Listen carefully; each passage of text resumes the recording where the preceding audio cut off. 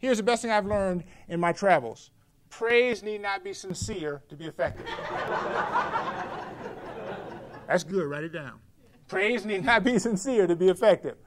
Let me tell you how I learned this. I learned this from my best friend, Quincy. I love me some Quincy. And the reason is that Quincy is the master of insincere praise. According to Quincy, over the last 4 years, I've lost several thousand pounds. Every time I see Quincy, he's like, oh, you look good. You lost 20 pounds, didn't you? I live in a regular track house.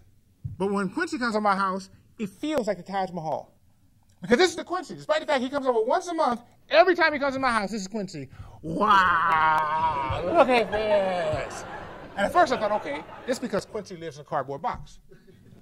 I went to his house. His house is bigger than mine. But Quincy knows how to make you feel good. What really solidified our relationship is that the first time I ever had him and his family over for barbecue. Now I have them about once a month. I'd have them every night if my wife would let me. And let me tell you why. First time I ever had him over was coincidentally the first day I ever brought home my very own gas grill. And you guys are going to relate to this better than the ladies. It's the culmination of a dream. Really. 38 years in the making. I'm not talking about just a grill. It's the good grill, guys. Not only do I can kind of burn up my meat, but I got burners. I can burn up the corn and the beans. I can make a mess on one grill. Now, this is my maiden voyage with the grill. I've never used it before, but I'm very territorial. Nobody can touch my grill but me. And the chicken comes out slightly overdone. You've all heard of blackened chicken, right? This is black chicken. And black is beautiful, but it's not always so beautiful on your chicken.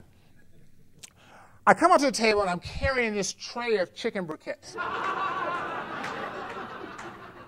And I put it down, and my wife goes to call Domino's. The kids are taking these briquettes, and they are skipping them across my pool like we live in Mayberry. But not Quincy. Quincy sits there with me for an hour in the hot Arizona sun, gnawing through these briquettes. Here's what Quincy's saying. It's so good for your teeth. At the end of the day, he asked for the recipe. How can he burn up his chicken just like me? I'm going to tell you something. The people you're working against or with are not any smarter than me. They'll fall for it every time. We're all suckers for praise. It doesn't matter. I got to experience this myself. I'm in North Carolina. And I got there one day, and coincidentally, it's the day that they just started their state lottery. And these people have been waiting for a state lottery for a long time, for like the scratch-off tickets.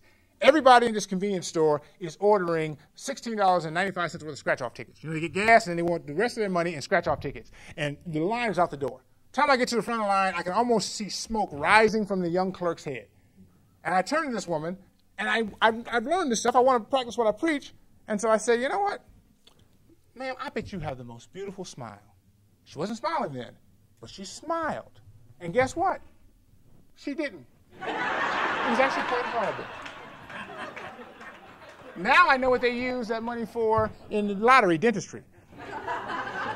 But here's the thing is, what did that cost me? 20, 30 points off my vision? Yes. All right?